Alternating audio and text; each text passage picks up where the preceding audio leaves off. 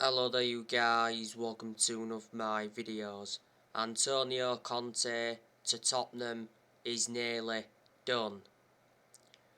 Sky in Italy are reporting that Antonio Conte will be in London today to hold talks with Tottenham. Conte will sign a contract until 2023 with Tottenham.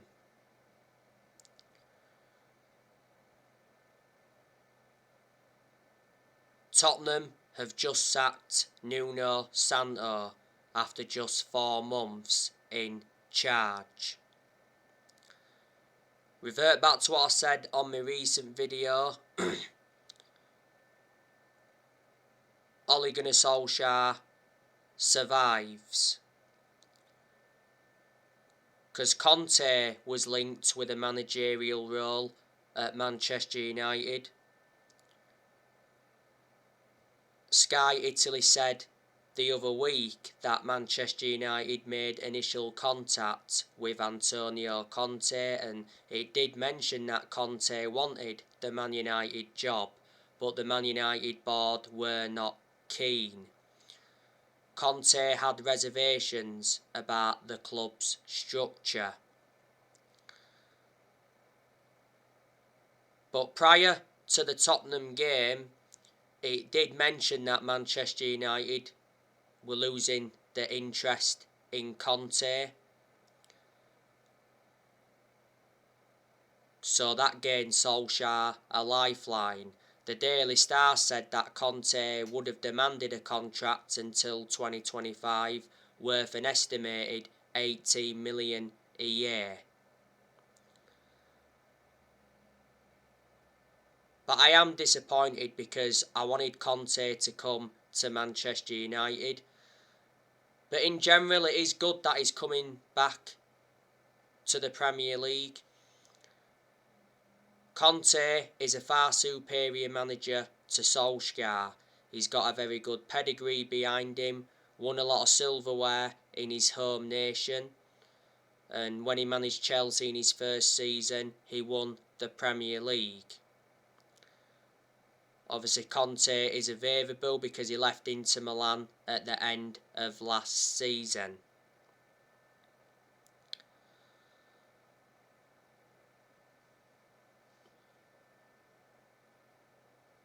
Now I want to talk with you a bit more about Ole Gunnar Solskjaer.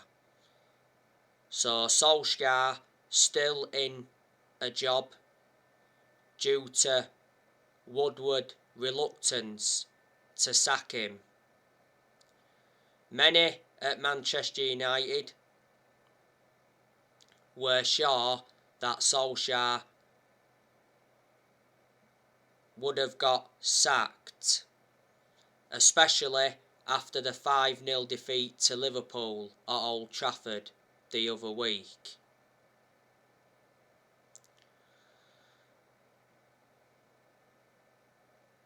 But I do presume that some pressure has now eased off Solskjaer, reflecting on the 3-0 win against Tottenham at the Tottenham Hotspur Stadium. He'll be still under some kind of pressure because it is only one game. Solskjaer said after the game against Tottenham that the experience was key to Man United's win over Spurs.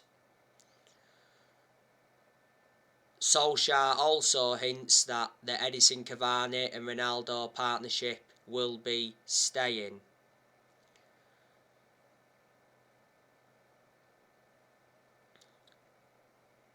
I had to credit Solskjaer in the game against Tottenham for the tactical changes he made. Solskjaer did go with the 3-5-2 formation. I'd love Solskjaer to stick with that formation, but revert back to what I said before, it's going to be hard for Solskjaer to stick with that formation. I think for the game against Atalanta tomorrow, Solskjaer will revert back to the 4-2-3-1 formation because analysing the vast majority of the games Solskjaer's managed at Man United, he has gone with that 4-2-3-1 formation.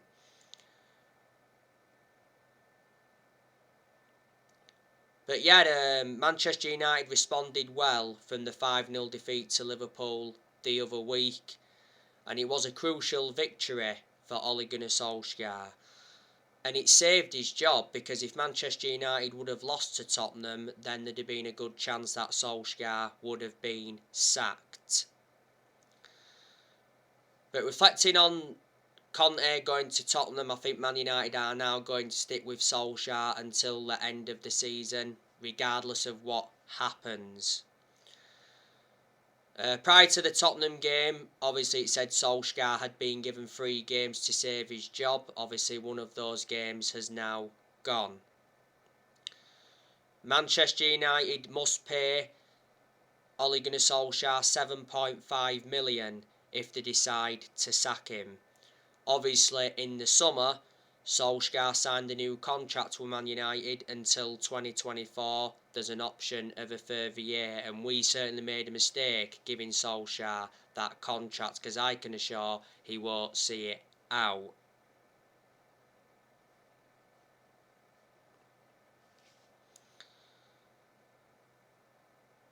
You know, if Solskjaer did care about the club, he would resign, like I said before. But obviously after the game against Liverpool, Solskjaer refused to resign, and he said it was his darkest day as a manager.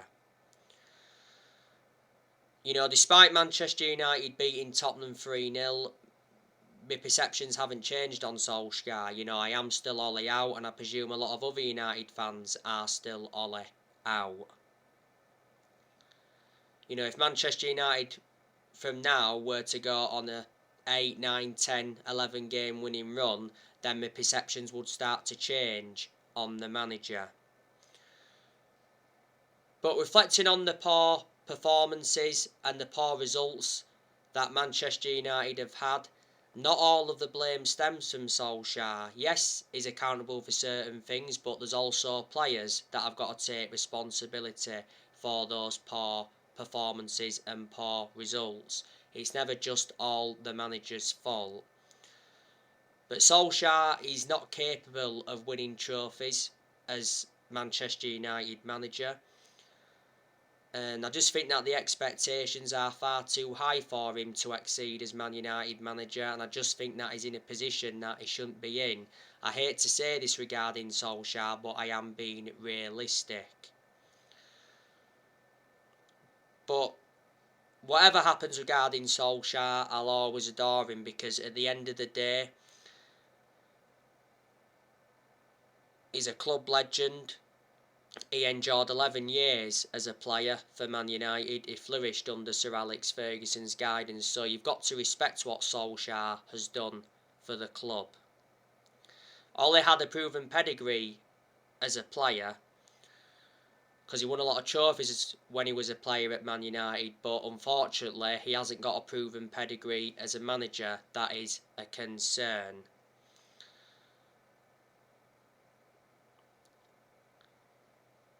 A lot of United fans have got strong reservations about Solskjaer's decision making, because analysing the vast majority of the games he's managed at Man United, he has been tactically naive. But on the other side of things, he has been some games where he's showed tactical flexibility, but he's got to show that persistently.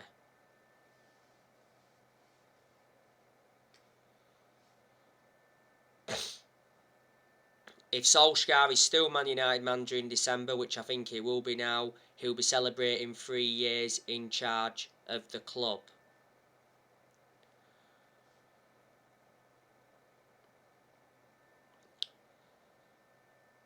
Manchester United should be winning the Premier League this season, because Manchester United have got a title winning squad. And Solskjaer said at the start of this season that his ambition was to win the Premier League this season. You know, Man United have not won the Premier League since 2013. That's 8 years ago now. You know, Manchester United enjoyed a very good summer transfer window this year, spent around £141 million. Obviously brought Tom Heaton in on a free from Villa, brought Sancho in from Dortmund, brought Varane in from Real Madrid, and we re-signed Cristiano Ronaldo after 12 years.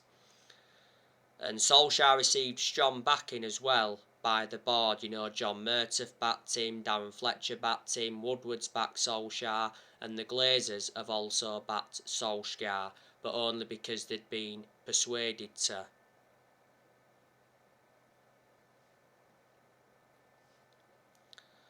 Solskjaer's now endured 5 transfer windows as permanent Man United manager, and we've spent like 441 million under the Solskjaer era, and Solskjaer signed 14 players so far. So, reflecting on what I've just said, Solskjaer has no more excuses.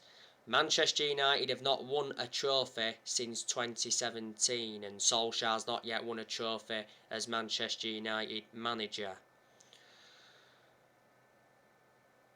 We appointed Solskjaer in December 2018 to replace Mourinho. He's been permanent Manchester United manager since March 2019.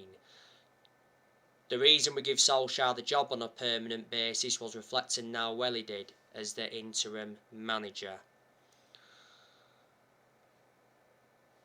Solskjaer is our 4th permanent manager since Ferguson retired. Manchester United have sacked 3 managers since Ferguson retired. Manchester United sacked David Moyes, Manchester United sacked Louis van Gaal, and also sacked Jose Mourinho. Manchester United have been playing catch up for the last 8 years or so. Obviously, it's all gone wrong since Ferguson retired, and a lot of United fans predicted it was all going to go wrong when Ferguson retired, which obviously it has done. No one's going to replicate what Ferguson did, revert back to what I've said before. Ferguson brought success to Manchester United. He won 30 odd trophies, including 13 Premier League titles, but he didn't settle in straight away, Ferguson, because he didn't win out in his first 4 years at Man United. So it does take some managers time to settle in. Ferguson enjoyed a 27-year managerial tenure at Man United, so he was a very long-serving manager. And recently Ferguson backed Solskjaer after the 5-0 defeat to Liverpool.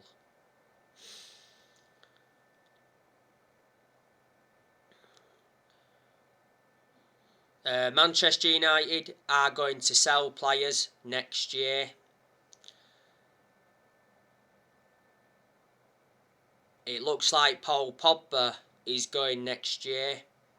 He's going next summer, because Mark Ogden recently said that Man United are prepared to let Paul Pogba go on a free transfer next summer, after accepting that the midfielder will not sign a contract.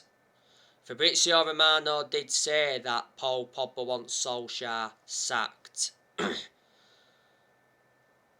Recently, he said Pogba rubbishes report to Solskjaer, because it did say that Pogba snubbed Solskjaer after Liverpool defeat, and reflecting on that, contract talks were put on hold.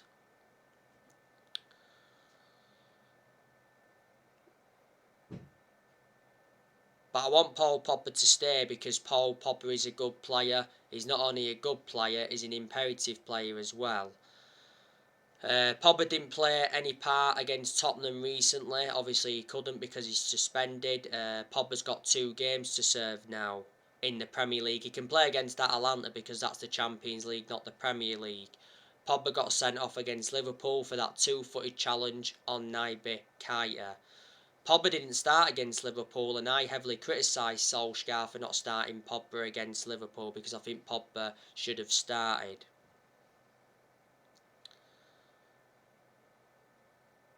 Earlier on this season, Andy Mitten from The Athletic said that Man United offered Pogba £400,000 a week to stay at Manchester United. That would see Pogba become the 2nd highest earner at the club.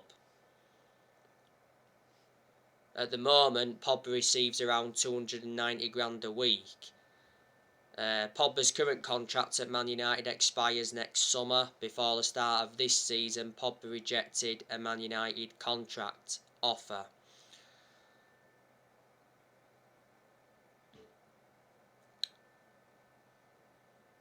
But so far this season, Pogba has got 7 assists in the league. He produced good performances for Man United in the last couple of months of last season, but at one point last season he was out with a thigh injury for a while, and he sustained a couple of ankle injuries at Man United.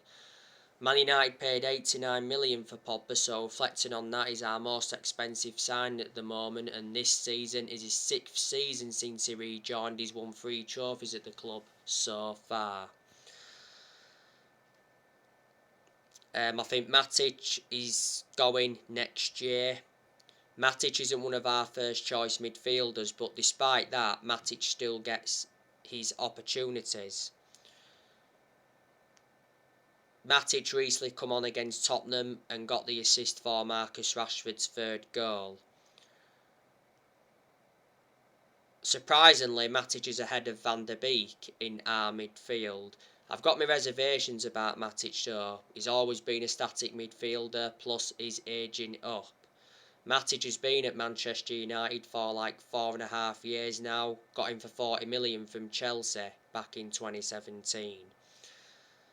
I'm expecting Donny van der Beek to leave in January because Donny van der Beek is not getting enough game time at Manchester United, which is disappointing from a Manchester United perspective because Donny van der Beek is a good player, but I haven't had much of a perception on him at Man United, and I have said that Solskjaer should start Van der Beek, especially in the Premier League. Van der Beek played no part against Tottenham recently.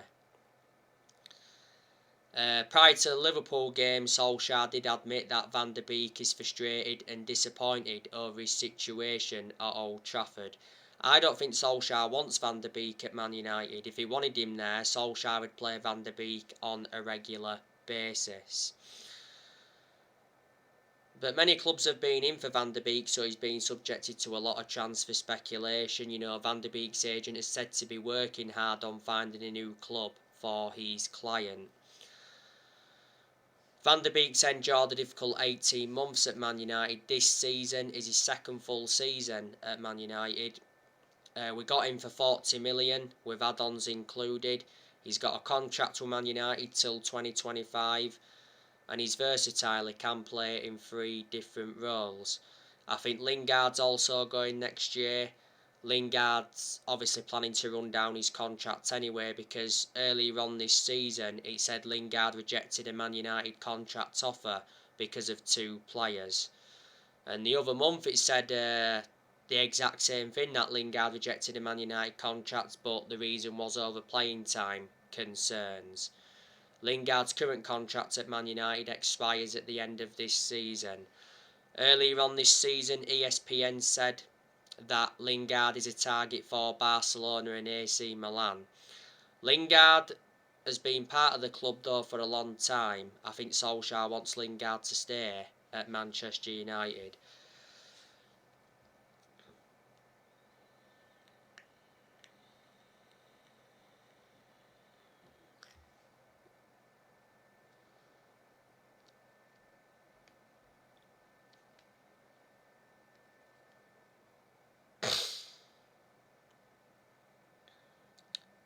The second half of last season, he endured a 4-month loan spell with West Ham, and he made an impact. I think Cavani's going next year, but I'm disappointed about that because I can't say I want Cavani to leave, because Cavani has made an impact since he's come to Manchester United. Cavani played against Tottenham recently. Scored a very good goal. It was a lovely dink over Hugo Lloris. Cavani should have scored in the first half because he had a good headed chance that just went wide. Cavani was playing alongside Ronaldo. That was intriguing, seeing them playing together. Really was. Cavani was out with injury earlier on this season. Cavani's got under a year left on his Man United contract. Back in May, Cavani signed a 1-year contract extension, and he's on over £200,000 a week at Man United. Cavani, though, has got a very good pedigree behind him. Look at the amount of silverware he won when he was at PSG. Not only that, he was a long-serving player when he was at PSG.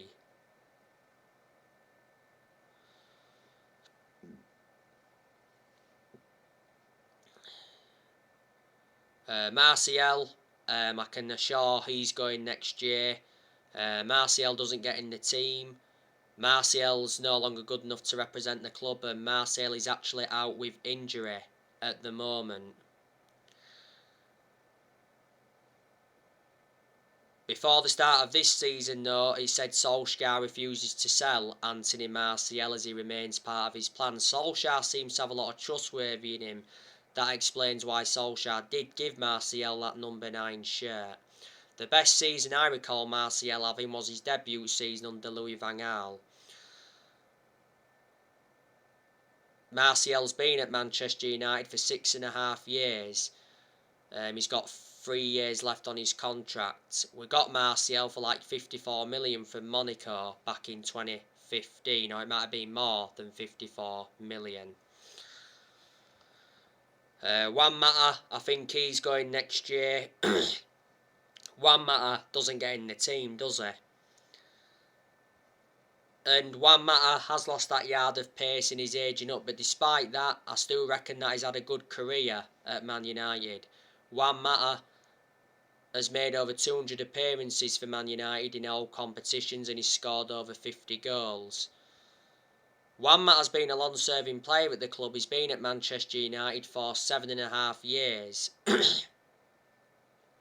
The first part of last season, he rejected an 18 million a year contract offer to play in Saudi Arabia, and we got him from Chelsea back in 2014 for 40 million. We brought him in under the David Moyes era. Juan Mata can play as an attacking midfielder. He can also play on the right wing. Amad Diallo could be going out on loan next year. He was very close to joining Feyenoord on loan on deadline day in the summer transfer window, but the loan move didn't materialise because Amad Diallo picked up an injury. Is he still injured now or is he back? I'm not sure. He hasn't really played that much in the first team. He's played a few times in the first team, and I did say he looks a good asset for the first team squad. We got Amad Diallo from Atalanta. I think Tellez is going next year as well, because Tellez doesn't really get in the team, does he? Tellez will only play when Luke Shaw's not available. Tellez, though, has done well in the games he has played in for Man United. He's a good player, but I haven't had much of a perception on him at Man United, like I said. Earlier on this season, Tellez was out with injury. We got Tellez for 15.4 million from Porto last year. The reason we brought Tellez in was to provide competition for Shaw. And I think Jones, Bailly and Dalot will be going next year as well. And I'm expecting Dean Henderson to go out on loan. Dean Henderson can't get in goal now because De Gea reclaimed the number 1 spot back. Henderson's only been in goal for 1 game this season, and that was West Ham in the Cup. Don't forget though, Henderson was out with COVID for a while, so there you go. But like I say, Manchester United have got some very, very good players. You know, we've got the best player in the world overall in Cristiano Ronaldo. You know, we've got Marcus Rashford, that's good. He's done really well since he's come back, apart from the poor performance he put out against Liverpool the other week. You've got Greenwood, that's also very good. Greenwood didn't play any part against Tottenham, so I presume he'll be involved in this game against Atalanta tomorrow. You've got Sancho, that's good, but Sancho's enjoyed a poor start to his Manchester United career. Does Sancho have a future at Man United? There's been quite a few games that Sancho hasn't even played in. But I do believe Solskjaer is to blame for Sancho's poor performances, because when Solskjaer's played Sancho, you know, he persistently plays him out of position. Then you've got Bruno Fernandes, that's also very good. You know, you've got Cavani, that's good. You've got Van der Beek, that's good, but he doesn't get enough game time. You know, you've got Paul Pogba, that's good.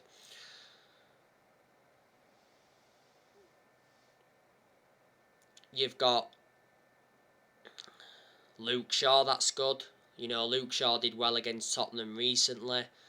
But disregarding the Tottenham game, he has been poor so far this season. I think that was his best game, the Tottenham game so far this season. I said though at some point Luke Shaw will regain his form, didn't I? You know, like I said, you've got Tellez, that's pretty good. You've got Maguire, that's good when he wants to be. He's been abysmal in the vast majority of his games so far this season, but he made up for that with a good performance against Tottenham. You've got Varane, that's a very good centre-half. You know, Varane made his return against Tottenham, and what a good performance he put out. Varane was out with a groin injury for a few weeks, but obviously he's now back. You've got Bailly, that's a good centre-half as well, but doesn't get in the team, does he? Obviously with the arrival of Varane in the summer transfer window, and for some reason Solskjaer prefers Lindelof ahead of Bailly.